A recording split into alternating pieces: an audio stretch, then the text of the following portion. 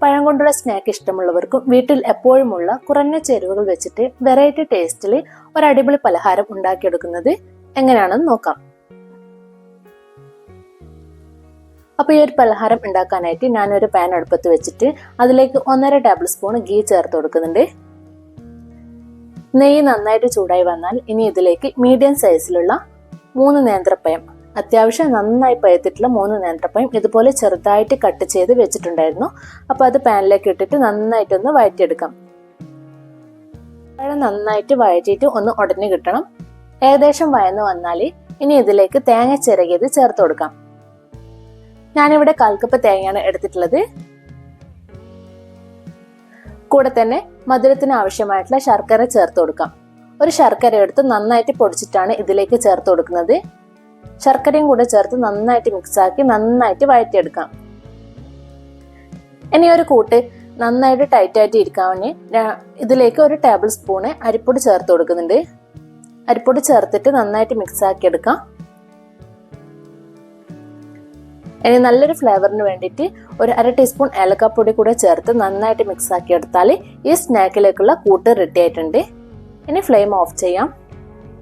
ഇനി ഇതിലേക്കുള്ള ഒരു ബാറ്റർ തയ്യാറാക്കിയെടുക്കാം. അതിന് വേണ്ടിയിട്ട് 1/2 കപ്പ് മൈദ ബൗളിൽ ഇട്ട് കൊടുക്കുന്നുണ്ട്. അതിലേക്ക് 1 ടേബിൾ സ്പൂണ് അരിപ്പൊടി ചേർത്ത് കൊടുക്കുന്നുണ്ട്. ഇനി ഇതിലേക്ക് 1/2 കപ്പ് സാദാ പച്ചവെള്ളം ഒഴിച്ച് ഇത് മിക്സാക്കി എടുക്കാം.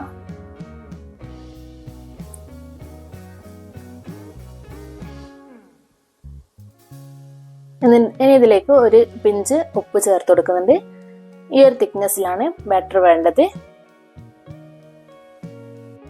ഇനി നേരത്തെ റെഡിയാക്കി വെച്ചിട്ടുള്ള കൂട്ട് ഏകദേശം തണുത്തിട്ടുണ്ട്. ഇനി അതിൽ നിന്ന് ചെറിയ ചെറിയ ബോൾസ് ആക്കി എടുക്കാം.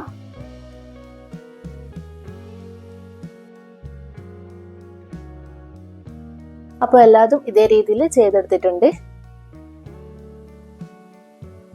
ഇനി ഒരു കടായിൽ ഫ്രൈ ചെയ്യാനായിട്ടുള്ള ഓയിൽ ഒഴിച്ചു കൊടുക്കാം. ഓയിൽ നന്നായിട്ട് ചൂടായി വന്നാൽ ഇനി നേരത്തെ ഈ ഒരു ബാറ്ററിൽ ഓരോ ബോൾസും ഈ ഒരു ബാറ്ററിൽ മുക്കിയിട്ട് ചൂടായിട്ടുള്ള എണ്ണയിലേക്ക് ഇട്ട് കൊടുക്കാം.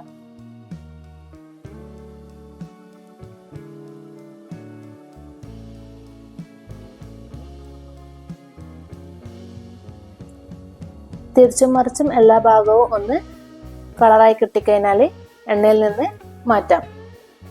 ഇതേ രീതിയിൽ ബാക്കിയുള്ളതും ചുട്ടെടുക്കാം. അപ്പോൾ പഴം വെച്ചിട്ടുള്ള നല്ലൊരു സ്നാക്ക് ഇവിടെ റെഡി ആയിട്ടുണ്ട്. നല്ല ടേസ്റ്റി ആയിട്ടുള്ള സിമ്പിൾ ആയിട്ടുള്ള അടിപൊളി പലഹാരമാണ്. ട്രൈ ചെയ്തിട്ട് ഫീഡ്ബാക്ക്സ് അറിയിക്കുക. അപ്പോൾ എൻ്റെ ഈ ഒരു ചാനൽ നിങ്ങൾ ആദ്യമായിട്ടാണ് കാണുന്നതെങ്കിൽ പ്ലീസ് ഒന്ന് സബ്സ്ക്രൈബ് ചെയ്ത് സപ്പോർട്ട് ചെയ്യണേ. വീണ്ടും നല്ലൊരു വീഡിയോ ആയിട്ട് കാണുന്നവർ take care. Bye. Thank U.